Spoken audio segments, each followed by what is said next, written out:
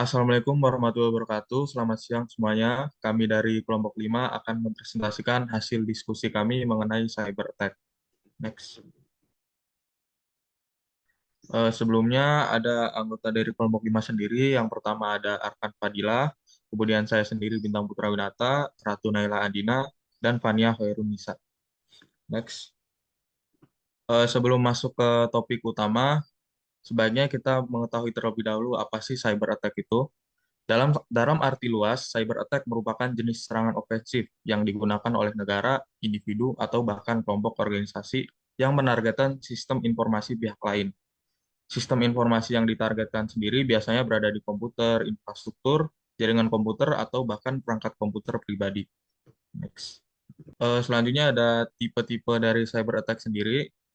Ada beberapa tipe cyber attack yang seringkali terjadi. Yang pertama ada phishing. Phishing merupakan penipuan online yang dilakukan dengan memancing orang lain untuk membocorkan data pribadi.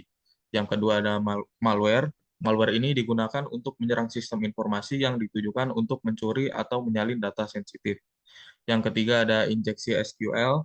Cyber attack ini dilakukan dengan cara masukkan kode ke server dengan bahasa pemrograman untuk mengelabui server agar membocorkan data sensitif. Next. Selanjutnya ada impact of cyber attack. Ada beberapa dampak nyata dari adanya cyber attack. Yang pertama, kerugian data, yang kedua, kerugian finansial, dan yang terakhir, hilangnya reputasi. Next. Untuk impact yang pertama, kehilangan data. Dalam kasus pencurian data, seseorang atau perusahaan dapat kehilangan data penting seperti informasi keuangan, identitas, bahkan data pribadi. Yang kedua ada kerugian finansial. Kerugian finansial merupakan dampak yang paling umum yang mungkin terjadi. Hal ini disebabkan oleh tindakan pencurian data yang dilakukan oleh pelaku. Yang ketiga ada kehilangan reputasi. Korban dari cyber attack dapat kehilangan reputasi karena adanya kebocoran data sensitif, yang mana data tersebut dapat merusak citra baik individu maupun perusahaan yang bersangkutan. Boleh di next. Eh, ada beberapa contoh studi kasus dari cyber attack sendiri. Yang pertama ada Bank Syariah Indonesia atau BSI. Pada tahun 2023 terjadi gangguan layanan Bank Syariah Indonesia. Hal tersebut diduga akibat cyber attack bertipe ransomware. Akibat dari serangan ini adalah kepercayaan nasabah serta nama baik BSI yang menurun. Selain itu, hal ini juga menghambat kegiatan transaksi nasabah karena adanya gangguan operasional sistem. Yang kedua ada phishing atau penipuan kredivo. Pada tahun 2021, ada kejadian phishing atau penipuan yang ditujukan pada pengguna kredivo. Pelaku sendiri memanfaatkan alasan memberikan promo, bonus, atau hadiah yang membuat banyak korban terperangkap karenanya dan mendapat tagihan yang membengkak untuk pembelian barang yang tidak mereka lakukan. Kejadian ini tidak hanya menyebabkan kehilangan data saja, namun korban juga mengalami kerugian finansial yang terbilang cukup besar. Boleh di next. Lalu selanjutnya ada penyebab dan alasan mengapa serangan cyber ini marak terjadi. Yang pertama ada penyebab, yaitu ada keuntungan finansial yang merupakan motivasi paling umum di balik serangan cyber. Penyerang mungkin memiliki tujuan untuk mencuri data keuangan, seperti informasi kartu kredit atau kredensial bank untuk dijual di pasar gelap atau digunakan sendiri. Lalu ada spionase, di mana serangan cyber ini bisa menjadi alat untuk spionase cyber, di mana negara-negara atau organisasi lain mencoba mencuri rahasia dagang, informasi militer, atau data sensitif lainnya. Lalu ada aktivisme dan vandalisme. Beberapa serangan cyber dilakukan oleh aktivis sebagai bentuk protes atau oleh individu yang hanya ingin menimbulkan kerusakan. Lalu ada kelengahan pengguna, yaitu di mana banyak serangan cyber berhasil karena kesalahan penggunanya. Misal, pengguna mungkin mengklik tautan berbahaya dalam email phishing atau menggunakan kata sandi yang lemah. Dan yang terakhir ada kerentanan keamanan, di mana perangkat lunak dan sistem komputer seringkali memiliki kerentanan keamanan yang belum diketahui. Penyerang dapat mengeksploitasi kerentanan ini untuk mendapatkan akses ke sistem. Selanjutnya ada alasan mengapa cyber attack ini terjadi. Yang pertama ada kompleksitas teknologi informasi, yaitu lingkungan IT modern menjadi semakin kompleks dengan berbagai perangkat, aplikasi, dan layanan yang saling terhubung. Kompleksitas ini membuat semakin sulit untuk mengamankan seluruh lingkungan lingkungan IT secara menyeluruh. Lalu kurangnya kesadaran keamanan, di mana banyak individu dan organisasi masih belum memiliki kesadaran keamanan yang baik. Mereka mungkin tidak memahami resiko serangan cyber atau tidak mengambil langkah-langkah yang tepat untuk melindungi diri mereka sendiri. Lalu ada underground cyber yang mapan. Ada pasar gelap digital yang mapan di mana pelaku kejahatan cyber dapat membeli dan menjual malware, tools hacking, dan data curian. Dan yang terakhir ada perlombaan senjata dunia maya. Ada semacam perlombaan senjata yang sedang terjadi di dunia keamanan cyber. Para pelaku kejahatan cyber terus mengembangkan teknik dan alat baru. Sementara para ahli keamanan cyber harus bekerja keras untuk tetap satu langkah di depan mereka dengan mengembangkan cara baru untuk mendeteksi dan mencegah serangan. Next.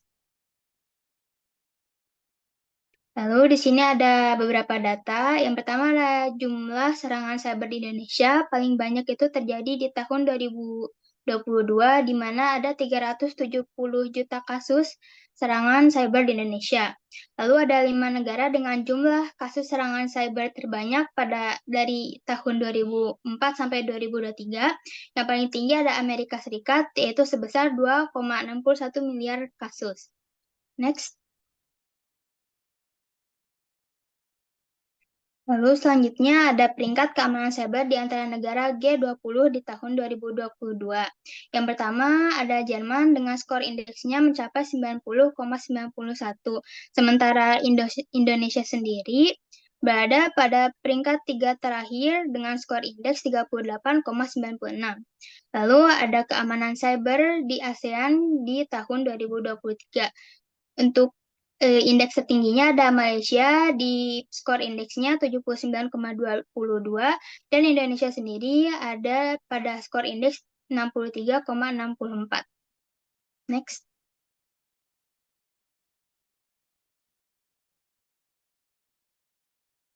Selanjutnya ada serangan yang mungkin terjadi. Nah, prediksi ini berdasarkan analisis tren dan threat intelligence saat ini. Nah, model prediksi ini dapat memperkirakan potensi kerugian finansial, downtime, dan kerusakan reputasi dari berbagai serangan cyber. Yang pertama ada ransomware. Serangan ini akan terus meningkat dengan target yang lebih luas dan tuntutan yang lebih tinggi. Yang kedua ada AI dan machine learning.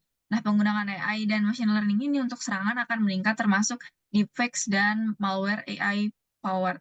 Terus yang ketiga ada cloud security, kesalahan konfigurasi dan kerentanan pada infrastruktur cloud akan dieksploitasi secara aktif. Yang keempat ada fileless attack, serangan tanpa file akan semakin umum dan sulit dideteksi. Yang kelima ada IoT, serangan terhadap perangkat IoT akan meningkat berpotensi menyebabkan kerusakan infrastruktur. Yang keenam ada serangan supply chain. Nah, serangan ini terhadap rantai pasokan akan menjadi lebih kompleks dan sulit dilacak. Next. Nah, ada beberapa dampak potensial dari cyber attack. Yang pertama ada kerugian finansial, biaya pemulihan data untuk kehilangan pendapatan, denda hukum, dan biaya perbaikan reputasi.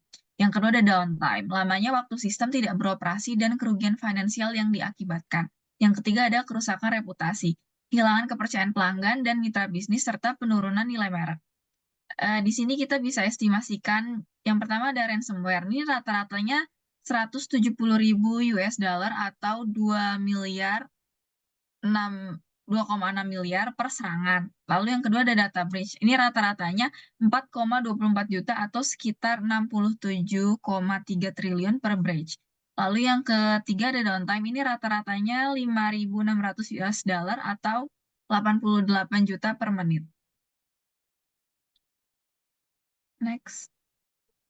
Selanjutnya ada preskriptif, yaitu atau langkah-langkah atau tindakan yang dilakukan untuk mencegah serangan cyber. Yang ini sekarang secara dalam segi pribadi, yang pertama ada memperkuat security data pribadi. Yang ini tuh mempererat keamanan data pribadi dengan berbagai cara, seperti membuat password yang cukup rumit yang hanya kita tahu, atau melakukan backup data untuk dokumen-dokumen yang penting. Jadi masukin ke dalam hard disk atau apa. Yang kedua ada menggunakan software security, yaitu menggunakan fitur keamanan website seperti SSL atau HTTPS dan menginstal software antivirus yang menghilangkan malware seperti virus, ransomware, keyloggers, spyware, atau virus-virus lain. Yang ketiga, ada mempelajari tentang ancaman cyber. Yang itu selain menggunakan software juga bisa dipelajari bagaimana ancaman cyber itu bisa diprediksi seperti jika mendapatkan undangan elektronik dari orang tidak dikenal atau dimintakan data atau informasi pribadi seperti password, tempat tinggal, atau PIN. Kalau dalam segi bisnis itu ada 3 juga. Yang pertama ada 4, maaf. Itu menggunakan up-to-date system, yaitu menggunakan sistem security yang terbaru dan update sistem security secara rutin jika mengalami kendala, karena sistem yang baru selalu memberikan keamanan data yang terbaik. Yang kedua ada menyimpan informasi penting di VDR, yaitu untuk informasi sensitif pada bisnis disimpankan di VDR atau Virtual Data Rooms, karena layanan tersebut mempermudahkan dalam penyimpanan data penting seperti pajak, kekayaan, keuangan, dan dokumen hukum. Yang ketiga, ada keamanan jaringan Wi-Fi, yaitu menyembunyikan dan melindungi jaringan Wi-Fi pada bisnis dengan tidak mengumumkan nama jaringan SSID karena dapat memudahkan hacker untuk mengakses data penting pada bisnis. Dan terakhir ada pelatihan staf bisnis, yaitu melakukan pelatihan kepada staf bisnis dalam mendeteksi cyber untuk mencari tanda-tanda aktivitas yang mencurigakan dan membataskan staf untuk mengakses data-data bisnis. Oke, sekian dari kelompok kami, itu tentang cyber attack. Mohon maaf jika ada salah perkataan. Wassalamualaikum warahmatullahi wabarakatuh.